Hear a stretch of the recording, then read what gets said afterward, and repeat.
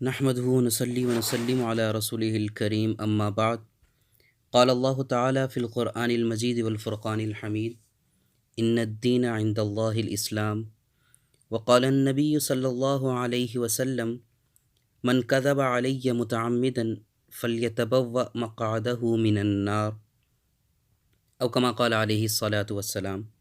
ابھی حال ہی میں ایک میسج بہت زیادہ وائرل ہوا کہ قرآن کریم کھول کر سورہ بقرہ کو اگر دیکھا جائے، ایک ایک ورگ کو بہت ہی تسلی کے ساتھ دیکھا جائے تو اس میں سے ایک بال ملے گا، اور یہ بال رسول اللہ صلی اللہ علیہ وسلم نے اپنی امت کو تحفہ بھیجا ہے، اور اس بال کو باوضو ہو کر اٹھا کر پانی میں ڈال کر صبح شام پیا جائے تو کرونا وائرس کا یہ علاج ہے۔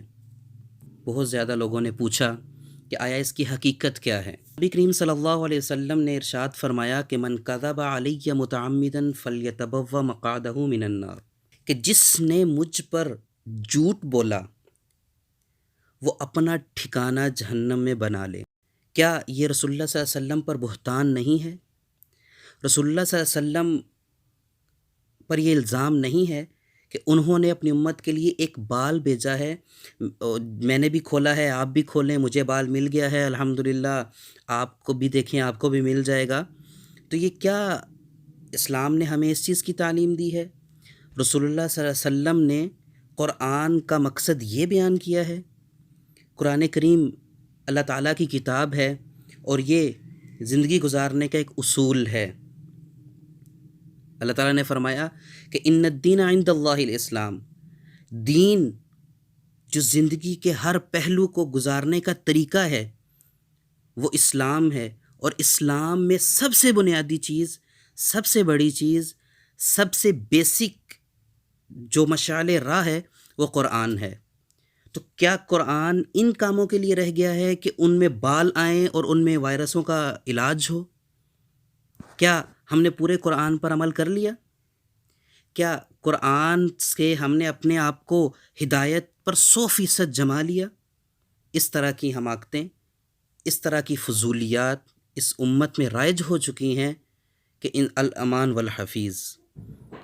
ہمیں اللہ رب العزت سے خوف آنا چاہیے۔ رسول اللہ صلی اللہ علیہ وسلم پر جھوٹ بولنے والے کا ٹھکانہ جہنم ہے، جہنم۔ رسول اللہ صلی اللہ علیہ وسلم نے فرمایا ہے، یہ میری آپ کی بات نہیں ہے، یہ رسول اللہ صلی اللہ علیہ وسلم نے فرمایا ہے۔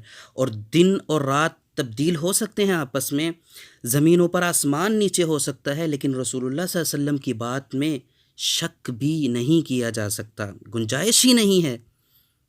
تو اتنا بڑا الزام جب یہ روایت رسول اللہ صلی اللہ علیہ وسلم نے صحابہ کو بتائی تو صحابہ نبی کریم صلی اللہ علیہ وسلم کا قول نقل کرتے ہوئے شدید خوفزدہ رہتے تھے، اور یہ بات ہمیشہ ان کے ذہنوں میں رہتی تھی کہ ہماری زبان سے رسول اللہ صلی اللہ علیہ وسلم کے بارے میں کچھ غلط نہ نکل جائے، رسول اللہ صلی اللہ علیہ وسلم نے جو فرمایا ہے اس سے مختلف نہ ہو جائے۔ یہ صحابہ کرام کا عالم تھا، اور ہم کتنی بڑی جرت کر دیتے ہیں، کتنی بڑی ہمت ہمارے اندر ہے کہ ہم رسول اللہ صلی اللہ علیہ وسلم پر اتنے بڑے بہتان لگا دیتے ہیں کہ آج رات بال آئے گا، وہ تحفہ بھیجا ہے نبی کریم صلی اللہ علیہ وسلم نے، وہ کرونا وائرس کا علاج ہے، اس کو پانی میں ڈال کے پئیں۔ کیسی کیسی حماقتوں میں مسلمان پڑ چکے ہیں۔ اسلام کو سمجھیے، یہ دین ہے، دین حنیف ہے۔ قرآن عمل کی کتاب ہے، عملیات کی کتاب نہیں ہے۔ قرآن زندگی اور آخرت کا میں جو ہے کامیابی کا ذریعہ ہے۔ یہ کتاب ایسی مشعل راہ ہے کہ جس کی کوئی نظیر نہیں۔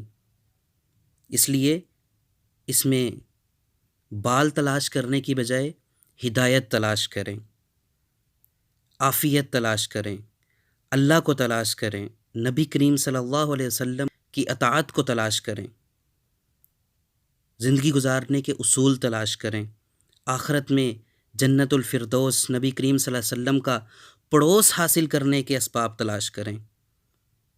فضولیات سے بچیں، پروپیگنڈے اور اس طرح کی عجیب شرکیہ باتوں سے خود بھی بچیں اور دوسروں کو بھی بچائیں۔ وآخر دعوانا ان الحمد للہ رب العالمین۔